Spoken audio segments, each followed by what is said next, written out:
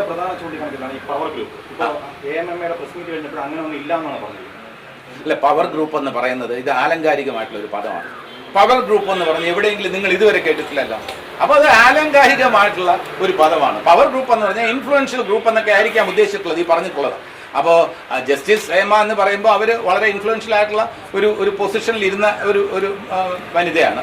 അപ്പോൾ അവരെ സംബന്ധിച്ചിടത്തോളം പവർ ഗ്രൂപ്പ് എന്നുള്ള ആലങ്കാരികമായിട്ടുള്ള ഒരു പദമായിട്ട് കണക്കാക്കുന്നുള്ളൂ. അല്ലെങ്കിൽ നിങ്ങൾക്ക് തന്നെ അറിയാം, ഇതുവരെ ഇല്ലാത്തൊരു പദമാണ് പവർ ഗ്രൂപ്പ്, ഞാൻ കേട്ടിട്ടില്ല. അപ്പോൾ ഇങ്ങനെ വന്ന് ഇൻഫ്ലുവൻഷ്യൽ ഗ്രൂപ്പ് അല്ലെങ്കിൽ ഈ വ്യവസായത്തെ നിയന്ത്രിക്കാൻ കഴിവുള്ള പ്രബലമായ ശക്തന്മാരുടെ ഒരു ഗ്രൂപ്പ് ആധിപത്യം എന്നായിരിക്കും ഉദ്ദേശിച്ചത്. അത് കേട്ട ഒരു വാക്കുണ്ട്, എപ്പോഴും ചലച്ചിത്ര മേഖലയിൽ മാഫിയ സംഘങ്ങൾ പ്രവർത്തിക്കുന്നു എക്കാലം കേൾക്കുന്നൊരു വാക്ക്. അല്ല, മാഫിയ അങ്ങനെ ഒരു മാഫിയ ഉണ്ടെന്ന് എനിക്ക് തോന്നിയിട്ടില്ല. മാഫിയ ഏതെങ്കിലും തരത്തിൽ ഇത് ഒരുപാട് കോടികൾ മുടക്കിയിട്ടുള്ള വ്യവസായമാണ്. അവിടെ മാഫിയ എന്നൊക്കെ പറയില്ല. ഒരു കാസ്റ്റിങ്ങിലാണെങ്കിൽ ശരി, ഒരു റോളിന് എനിക്ക് പറ്റിയ റോളാണെങ്കിൽ എന്നെ വിളിക്കും, അത് സിദ്ദിഖിനെ പറ്റിയാണെങ്കിൽ സിദ്ദിഖിനെ വിളിക്കും, അത് ഞാൻ പരിഭവിച്ചിട്ട് കാര്യമില്ല. അപ്പോൾ അത്തരത്തിലുള്ള കാസ്റ്റിംഗ് അത് വനിതകളുടെ കാര്യത്തിൽ നിന്നായിരുന്നാലും പിന്നെ പരിഭവങ്ങളുണ്ടാവും. പിന്നെ കാസ്റ്റിംഗ് കൗച്ച് എന്നൊക്കെ പറയുന്നത് ചില വനിതകൾക്ക് അങ്ങനെയുള്ള അനുഭവങ്ങൾ ഉണ്ടായിട്ടുണ്ട്.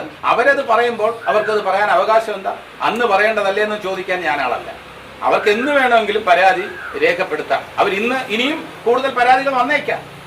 അതിനെ ഒക്കെ തന്നെ നമ്മൾ നോക്കേണ്ടത് ഈ ഹേമ കമ്മിറ്റി എന്ന് പറയുന്നത് ഞാൻ കാണുന്നത്, അല്ലെങ്കിൽ അമ്മയുടെ വൈസ് പ്രസിഡന്റ് എന്ന നിലയിൽ ഞാൻ കാണുന്നത്, ഇൻഡസ്ട്രി എങ്ങനെ മെച്ചപ്പെടുത്തി കൊണ്ടുപോകാം. ഇനി ഇത്തരം പരാതികൾ ഇതേപോലെ മാധ്യമങ്ങൾ ഇതേപോലെ നിന്ന് ചൂഷണത്തെക്കുറിച്ച്, സ്ത്രീകൾക്ക് നേരെ നടക്കുന്ന ചൂഷണത്തെക്കുറിച്ച് ഇനിയും ഇതേപോലെ ഒരു വിശദീകരണം നടത്താൻ എനിക്ക് ഇടവരാതിരിക്കട്ടെ എന്നുള്ളതാണ് എന്റെ പ്രാർത്ഥന. ശ്രീ രതീഷ്, ഒരു കാര്യം, ഇപ്പൊ താങ്കൾ പറഞ്ഞു ഹൈക്കോടതി ഇന്ന ആളുകൾക്കെതിരെ കേസെടുക്കണമെന്ന് പറഞ്ഞാൽ ഉടൻ തന്നെ അമ്മ അവർക്കെതിരെ നടപടിയെടുക്കുന്നു താങ്കൾ പറഞ്ഞു. പക്ഷേ അമ്മയുടെ ഒരു ചരിത്രം പരിശോധിച്ചാൽ മുമ്പ് പല സംഭവങ്ങളും ഉണ്ടായിട്ടുണ്ട്. ഇപ്പൊ ദിലീപിന്റെ ഇഷ്യൂ വന്നിട്ടുണ്ട്, അലൻസിയുടെ വന്നിട്ടുണ്ട്, വിജയബാബുവിന്റെ വന്നിട്ടുണ്ട്, അവർക്ക് കേസെടുത്തിട്ടുണ്ട്. അപ്പോഴൊന്നും ഒരു നടപടി പോലും അമ്മയുടെ ഭാഗത്തുണ്ടായിട്ടില്ല. മാത്രമല്ല ദിലീപിന്റെ കാര്യത്തിലാണെങ്കിൽ തുടക്കത്തിൽ നിന്ന് പുറത്താക്കി, പക്ഷേ അദ്ദേഹത്തെ വീട് തിരിച്ചെടുക്കുക ചെയ്തിട്ടുണ്ട്. അല്ല, ആ കേസിൽ തന്നെ ദിലീപിന്റെ കേസിൽ ദിലീപ് രാജിവെക്കുകയാണ് ഉണ്ടായത്. അപ്പൊ അമ്മയുമായി ബന്ധപ്പെട്ട് പ്രവർത്തിക്കാൻ പാടില്ല എന്നൊരു പൊതുസമൂഹത്തിൽ നിന്ന് നിർദ്ദേശം വന്നപ്പോൾ ഒന്നുകിൽ പുറത്താക്കാൻ സ്വയം മാറിയ ഒരാൾക്ക് നേരെ വീണ്ടും അച്ചടക്ക നടപടി എടുക്കേണ്ട കാര്യമില്ല. അപ്പൊ അത് വളരെ അമിക്കബിൾ ആയിട്ടുള്ള സെറ്റിലായ ഒരു വിഷയമാണ്. അല്ല, മനസ്സിലായി. അതെ, സംഘടനയിൽ അങ്ങനെ ഒരു തീരുമാനം വരുന്നതിന് മുമ്പ് അദ്ദേഹം രാജിവെച്ചു. അപ്പൊ രാജിവെച്ച ഒരാളെ പുറത്താക്കേണ്ട കാര്യമില്ല. അപ്പൊ അതിന് ധാർമ്മികമായി ഒരു നിലപാടെന്ന് പറയുന്നത് അമ്മ രാജിവെച്ച ഒരാൾക്കെതിരെ നടപടി സ്വീകരിക്കേണ്ട കാര്യമില്ല. പിന്നെ ഈ വിഷയത്തിലും കോടതി പറയുന്നതാണ് അന്തിമമായ വാക്ക്. ദിലീപ് നടിയെ ആക്രമിച്ച കേസിലും കോടതി വിധി കാത്തിരിക്കുകയാണ് ജനങ്ങൾ. അപ്പോൾ നിരപരാധിയാണെന്ന് പറഞ്ഞാൽ അങ്ങനെ, അപരാധിയാണെന്ന് പറഞ്ഞാൽ അങ്ങനെ. ഇതിനകത്ത് ഏതെങ്കിലും ഒരു പക്ഷം പിടിച്ച് നമ്മൾ സംസാരിക്കുന്നത് ശരിയല്ല. നടിയുടെ ഭാഗത്തു നിന്നും, ആക്രമിക്കപ്പെട്ട നടിയുടെ ഭാഗത്തു നിന്നും നീതി കിട്ടണം എന്ന കാര്യത്തിൽ അമ്മ ഉറച്ചു നിൽക്കുന്നു. ഇനി ആരാണ് കുറ്റവാളി എന്ന കാര്യത്തിൽ കോടതി തീരുമാനിക്കും. അപ്പോൾ തീരുമാനിക്കുമ്പോൾ ആ കോടതിയുടെ നിയമം അനുസരിക്കാൻ നമ്മളെല്ലാവരും ബാധ്യസ്ഥരാണ്. അത് സിനിമാക്കാർ മാത്രമല്ല, കേരളത്തിലെ എല്ലാവരും, അല്ലെങ്കിൽ ലോകത്തുള്ള എല്ലാവരും ആ കോടതി വിധി അനുസരിച്ചേ പറ്റുള്ളൂ. കാര്യങ്ങൾ അമ്മയിൽ മാത്രം നിൽക്കുന്നില്ല. ആത്മാ പ്രസിഡന്റിനെതിരെയും പരാമർശമുണ്ട് ഈ കമ്മിറ്റിയുടെ റിപ്പോർട്ടിൽ. ആത്മാ പ്രസിഡന്റ് സംസ്ഥാന മന്ത്രിസഭയിലെ ഒരു അംഗം കൂടിയാണ്.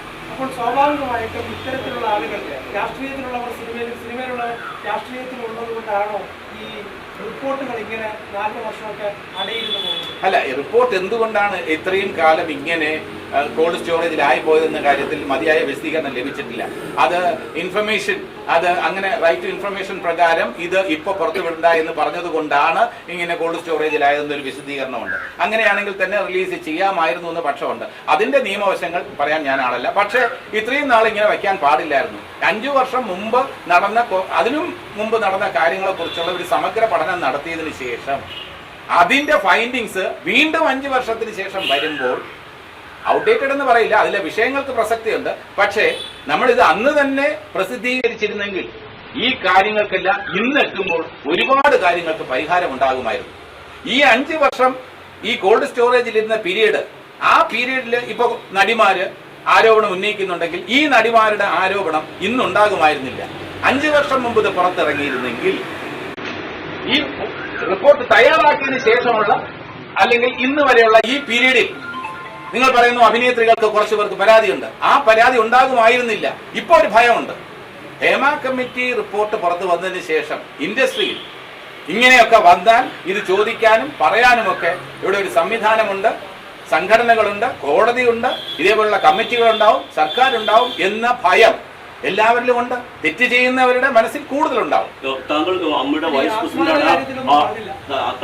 വൈസ് പ്രസിഡന്റാണ്, ഈ ജനറൽ സെക്രട്ടറി എന്ന നിലയിൽ സിദ്ദീഖ് കുറച്ചുകൂടി ശക്തമായ ഒരു നിലപാട് സ്വീകരിക്കേണ്ടിയിരുന്നു എന്ന് തോന്നുന്നുണ്ടോ? അതെ, ഞങ്ങൾ ഒറ്റക്കെട്ടായിട്ട് മൂവ് ചെയ്യുമ്പോൾ ജനറൽ സെക്രട്ടറിയെ കുറിച്ച് എന്തെങ്കിലും രീതിയിലുള്ള ഒരു പരാതിയോ പരിഭവം പറയുന്നത് ശരിയല്ല.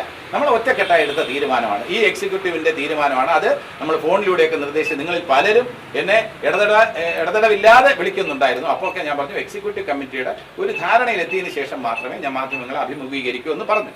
അപ്പോൾ അതിനുശേഷം ധാരണയിലെത്തിയ ബഹുമാനപ്പെട്ട പ്രസിഡന്റും ജനറൽ സെക്രട്ടറിയും ഒക്കെ ഞങ്ങളോട് ചോദിച്ചിട്ട് ഞങ്ങളുടെയും കൂടെ അഭിപ്രായം കണക്കിലെടുത്തിട്ടാണ് വ്യക്തമായ ഒരു തീരുമാനം സിദ്ദീഖ് പറഞ്ഞിട്ടുള്ളത്. ആ പറഞ്ഞതിൽ ഏതെങ്കിലും കാര്യത്തിൽ നിങ്ങൾക്ക് എന്തെങ്കിലും രീതിയിൽ സംശയങ്ങളുണ്ടെങ്കിൽ അത് ക്ലാരിഫൈ ചെയ്യാനും കൂടിയാണ് ഞാൻ ഇവിടെ നിൽക്കുന്നത്. ഒരു കാര്യം കൂടി, ഈ ആക്രമിക്കപ്പെട്ട ഈ നടിയോട് അമ്മ പുലർത്തിയ സമീപനം അത് ശരിയായ സമീപനമായിരുന്നു എന്ന് ജഗദീഷ് ഇപ്പോൾ തോന്നുന്നുണ്ട്? അല്ല, ഞാൻ പറഞ്ഞില്ല, അതിന് വ്യക്തമായ നിലപാടാണ്. ആക്രമിക്കപ്പെട്ട നടിയുടെ കാര്യത്തിൽ നീതി കിട്ടണം, അതില് തീർച്ചയായിട്ടും യഥാർത്ഥ പ്രതികൾ ശിക്ഷിക്കപ്പെടണം. അതാരാണെന്ന് കോടതി വളരെ സമയമെടുത്താണ്, കൂടുതൽ സമയമെടുത്താണ് അതിന്റെ വാദങ്ങളൊക്കെ നടക്കുന്നത്. വീണ്ടും വീണ്ടും അതിന്റെ പല വശങ്ങളും അന്വേഷിക്കുന്നുണ്ടെന്നാണ് ഞാൻ മനസ്സിലാക്കുന്നത്. ഇല്ല, ഇത്രയും നീണ്ടുപോയ ഒരു സംഭവം ഇല്ല.